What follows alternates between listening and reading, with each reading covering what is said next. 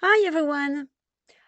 We are going to work on something very big. It's going to be one lesson, but regrouping a lot of lessons. So I'm going to call that like a big file. And it's going to be this group all about food and, you know, everything like that. So we're going to do today the different meals of the day. So we have in French, this is a part one of maybe 10 lessons. You know, I just want to say ahead because this is important that if you start one, just do the 10. It should be better because you have a full subject done. So, we have three main meals in France. This is breakfast, this is lunch, and what we call dinner or supper. So, you have the breakfast, le petit déjeuner. Lunch will be le déjeuner. Dinner will be le dîner. Supper, le souper. I will explain more about the differences. Then we have little meals which actually are more snacks. So not everybody, of course, but there is people, for example, they have a little, something at 10 in the morning. It's also depend what time you wake up in the morning, But someone who will say and works, wake up by 6 and go to work by 8 or something like that. I just make it up. But maybe they have something at 10 during a break time at their job. So they have what we can call, for example, le casse-croûte. Everything is written, so you can look on your screen and follow with me. Le casse-croûte will be much more like a snack, something that you eat outside of the main meals.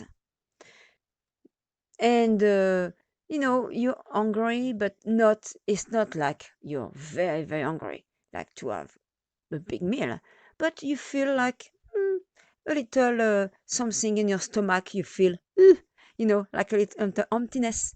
So we're going to say that you have un petit creux or une petite faim. Creux, this is I mean, you don't really say it. You're not going to say what I'm going to say after. You're not going to say that. I'm explaining what creux means. It's like a hole. HOLE. This is what a creux is. And you will notice that there is X at the end of creux. So it's always plural, even if it's singular. So this is not a very big, you're not very, very hungry, but you feel it. For example, your stomach make little glue glue, you know, you feel like, oh, I need to have a little something to eat now, a little snack or something. It can be a fruit, it can be a little cake or, now you have something, I mean, usually this is kids, they go to school and at 4 p.m. So what we're going to say 16 in French, 16, number 16, 16. And they eat something after they leave school.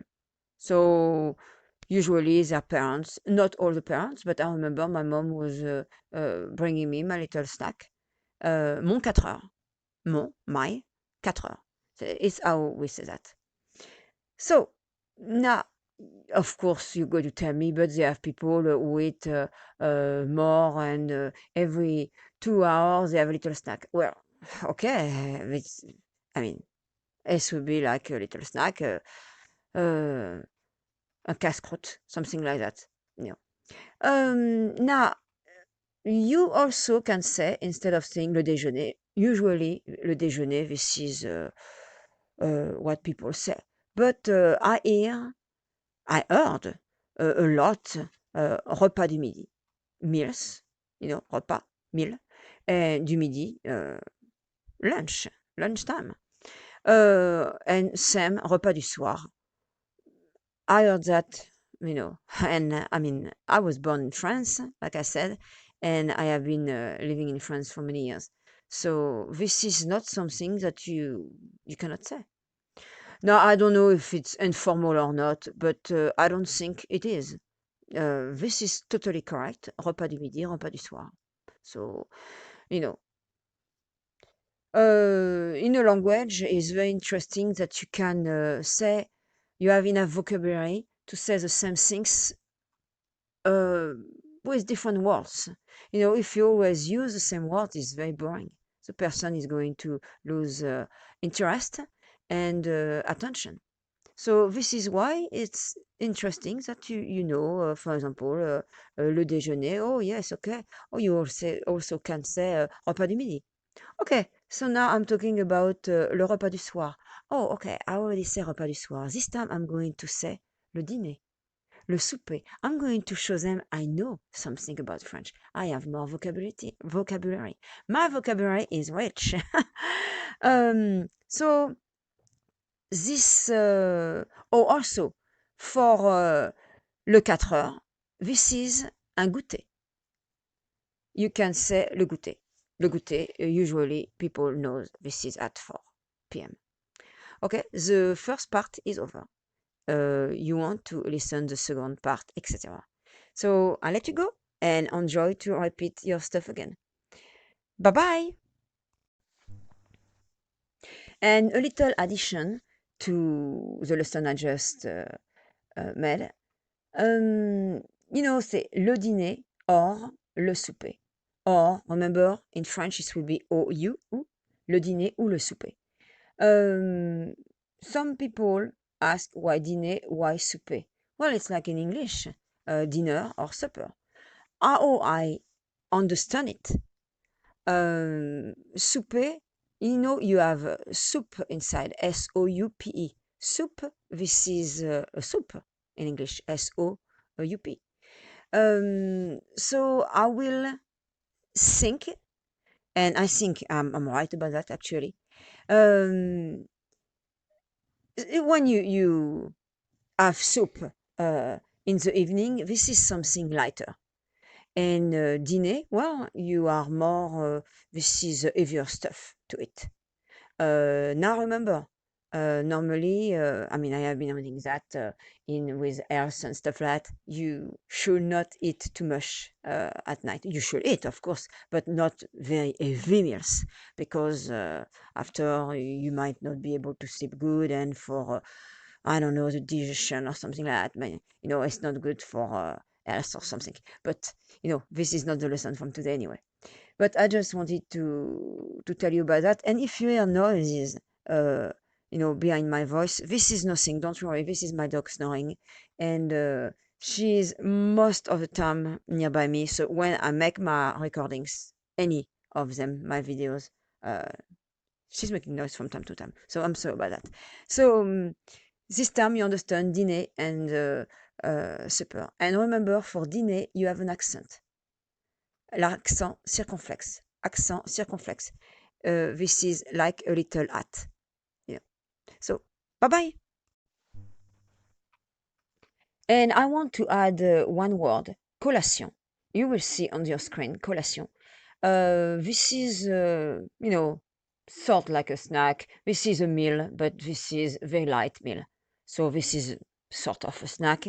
I thought about this word after, and this is why you really want to learn a language, a foreign language, with someone who was born over there in the country that you want to learn the language from.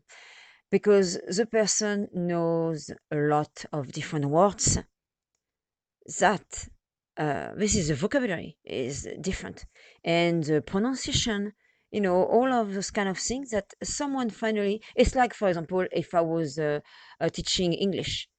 I am fluent in English. I am American too. I am French and American. Still, I can teach English to my son, which I did because I was homeschooling him. But I am not going to teach English to someone else. It's not going to be fair.